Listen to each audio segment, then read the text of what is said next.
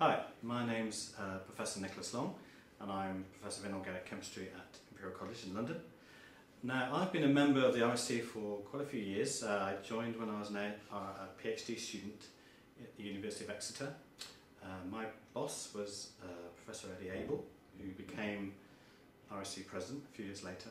But he was a great, passionate extoller of the virtues of the RSC, what they could bring to your career, and so he encouraged all his PhD students at that time to join the RSC. So we went to many conferences and came up to London for the one-day meetings, which were very interesting and a great way for us PhD chemists to see what other things were going on in the country. So that was my first entry into the RSC, which then, spawned other meetings, other connections, and things like the chemistry world, found very interesting. We used to be chemistry in Britain. But all these things form part of the RSC. And then after a few years I became a member of the RSC, and then in recent years I've become an FRSC. And I felt moving from a member to a fellow was important for me when I became a professor at Imperial College.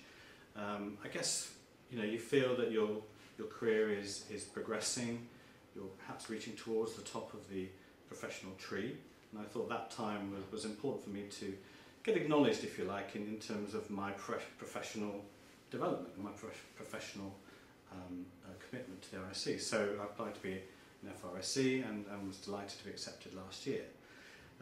So I found the RSC a very valuable organisation in terms of many things, going to just the chemistry centre, all the library and the facilities there, but also attending the conferences, networking, meeting industrialists, academics. This is a world-renowned organisation, and so people recognise that from all parts of the world.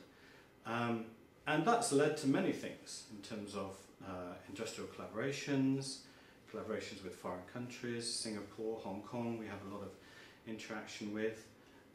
Some consultancies where people have just phoned me up because I guess they think I'm a good representative of the chemistry community, being an FRSC, and that's led to some interesting consultancies and as I say, industrial collaborations. So it is something that's important to me, and I make sure now my PhD students feel the same way. So I would encourage everybody to join the RSC, and I do encourage my students to join the RSC and think about, as you go through your professional career, to take that next step up to the appropriate level that you think you should be at. It sends an important, I think, professional message.